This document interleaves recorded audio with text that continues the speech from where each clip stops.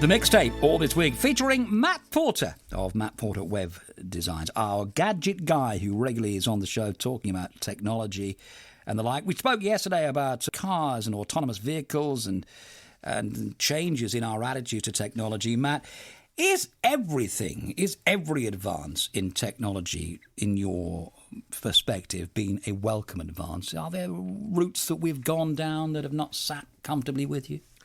It's a very interesting question, really. I'm not sure. I think that... Well, obviously, medical technology is always to be applauded, and, you know, any technology, I guess, that makes our lives easier. I just don't know if it's all been in the right direction. I think that there are great ideas which sometimes are rolled out by the wrong people. That's a good response. And therefore they don't necessarily understand what the implications of that technology is, or the decisions about which equipment to use may not have been made for the right reasons, rather than maybe a financial reason. So you might not be getting the best result that you could be because of the restraints of budgets and other things. So you think of the gaming, which is massive in this country, in many countries in the world, the gaming profession, which it is, but many people are now citing that as the reason behind obesity and children not getting exercise and daylight and friendships.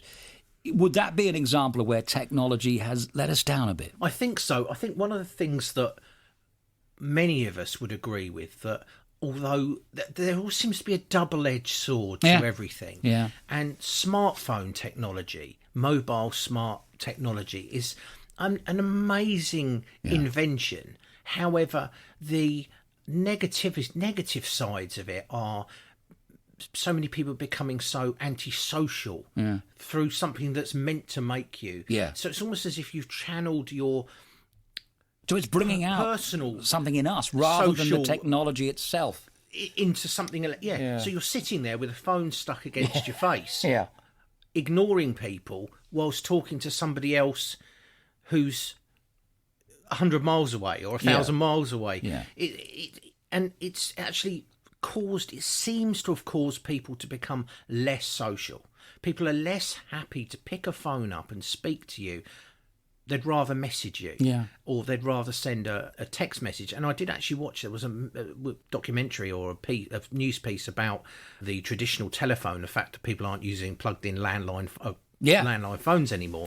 And they interviewed people, and people were saying, well, actually making phone calls makes me anxious, so I'd rather send... Now, what happened there? You know, well, I think it probably always has. Some people just don't like going on the telephone, do they? But so if there's, and I don't suppose there ever was a real alternative, so they had to do it. I think that now there is. That telephones are fantastic. Voice communication is fantastic. That you don't have to have this tennis match of emails and text messages to have a conversation. You can hear somebody how they actually mean something. You don't have to look at it and try and read into what they're saying and then maybe misconstrue How many arguments in the workplace are caused by text not conveying a smile or a bit communication beats all. Yeah, okay. When you see documentaries about the future and obviously sci-fi stuff, it's always a dystopian kind of future that we seem to be headed for because we become slaves to technology. Do you think that'll ever be the case where we become so entwined with it that actually without it we stop functioning as a species? I mean, you could argue that day has already arrived. I was going to say, I think that we might have even passed that tipping point now, where we've become so reliant on this technology that we would struggle to without it. Is that a dangerous place to be? I think it probably. Yes, I think it is. I think that... 1 CME from the sun, all the power goes off, and we're back to the Stone Age. Well, that's very true. And we've seen that to a smaller extent where you have power cuts. And we had a power cut last year and trains stopped running. Everything just stopped running. Everything came to a standstill. Whereas, there was a time when there were power stations running specifically to back up the electricity on the railway and the underground systems in London and things like that, purely for that reason. For that reason, yeah. And we had this situation where people just suddenly didn't know what to do, and the first alternative they had was to be angry and upset and stamp their feet and say, why am I late home now? This is not on. Yeah. Well, it's what would happen if there was an outage which wasn't quite as easily, didn't have such an easy remedy as, it's a failure in some, it was a test that went wrong and shut down.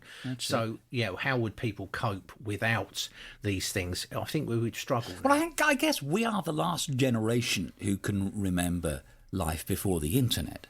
Yeah. So we could probably just about, go back to our child and think, well, when we were children, this is what we did. Yeah. But children now have no idea of life without the internet. And it just worries me that, I'm not suggesting for one moment that it will ever all go off, but you don't know. There could be a major, massive fault one day and all of a sudden it's off for a week, and you wonder how people are going to cope. I always think of The Truman Show. The film The Truman Show. That's it, where, if anyone hasn't seen it, where it's like a giant, almost like a town-sized version of Big Brother, really, isn't it? Yeah, exactly. It's, where someone's born and grown up in a reality show and doesn't know they're in that reality show, but has a feeling they might be. Yeah. But the thing that always made me chuckle is at the end of that, effectively it finishes, and that's the end of the show. They switch it off, and everybody just carries on. Just goes back to something they else. They just went back to their normal lives. What else is on the telly? Yeah, exactly, yeah. All right, song choice for this Wednesday, Matt. Coldplay, What If? For what reason? This is interesting one because I used to take our children to nursery when they were younger. Yeah. And one day, I particularly like the album that this track's on, but I remember dropping them off one day and my wife taking them in, and I was standing outside the car, and it was quite a sunny day and the doors were open on the car, and then this came on and it kind of echoed around the street where we were parking. Right. But it was kind of quite a nice, it was a lovely song. Yeah. And there's a particular verse in this song which is really thought-provoking. It's one of those songs where you could read into you could put something out of something that's happened to you in your life, and maybe draw it out of this song. I think it kind of encompasses everything. And my son, James, has a sleep disorder, bless him, a terrible trouble getting him to sleep since he was born, and he's nearly 10. Yeah. We used to have sleepless nights over and over again. And if I look at my playlists on my phone, it shows which track has been played the most. Yeah. And we used to play music, all kinds of music, but this one stood out. This was the one that did it. Played 796 times or something to him. It's a great track. What If by Coldplay. It's brilliant.